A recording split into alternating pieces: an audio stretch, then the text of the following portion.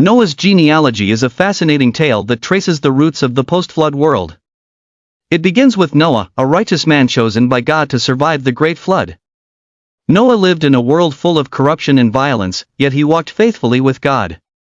When God decided to cleanse the earth, he instructed Noah to build an ark to save himself, his family, and pairs of every living creature.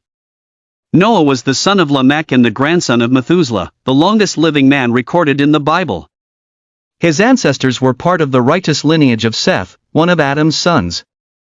Noah's faithfulness set him apart, and through him, the human race would be preserved.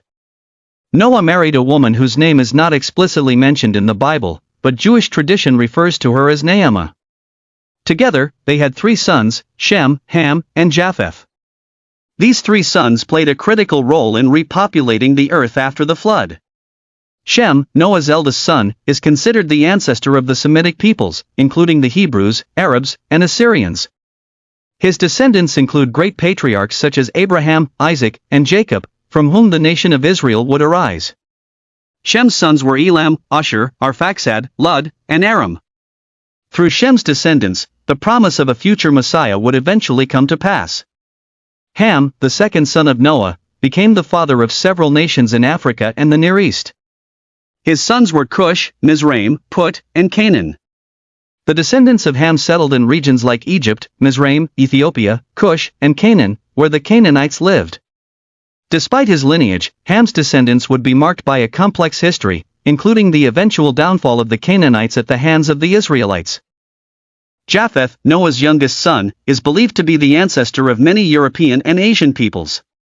His sons were Gomer, Magog, Madai, Javan, Tubal, Meshech, and Teras. Japheth's descendants spread far and wide, populating large portions of Europe and Asia. His lineage would come to be associated with the peoples of the Greek and Roman empires, among others.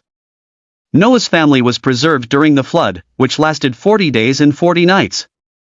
After the waters receded and the ark came to rest on Mount Ararat, God established a covenant with Noah, promising never to destroy the earth by flood again.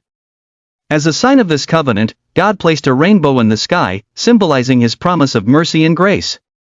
Noah's sons and their wives began to repopulate the earth. Shem, Ham, and Japheth each established great nations, and their descendants would play key roles in the unfolding history of the world. Despite the differences that arose between them, Noah's sons carried forward the legacy of their father's faith and obedience. Thus, through Noah's family, the world was renewed and nations were established, each with its own unique place in the biblical narrative. The story of Noah, his wife, and their sons is a powerful reminder of God's faithfulness and the enduring impact of one man's obedience.